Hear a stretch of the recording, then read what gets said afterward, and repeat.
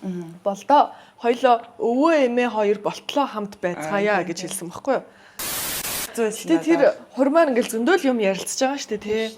Ингээл за ингээд та хоёр ихнэр нөхрөлснэг батлыг гэл. За тэр мөр яг хамгийн тод үлддэг нь тэр амлалтын үг юм шиг санагдсан шүү дээ.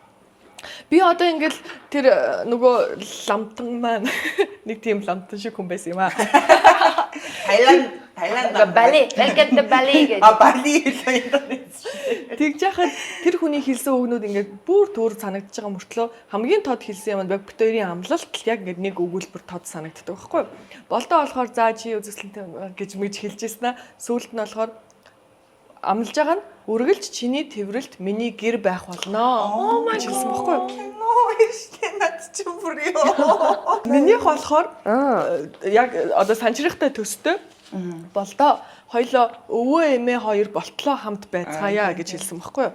Яг ингээд хамтдаа өтөлж байгаа юм хөгшин настай хосуудыг харахаар надад аюугай санагдаад байхгүй ингээд залуугийнх нь үеийн зураг мураг байгаад хөгшин үедээ ингээд хамт ингээд амьдралаа хамт тулсан гэж бодохоор гой санагдаад тэгнэ гэж амлаж байгаа баггүй юу?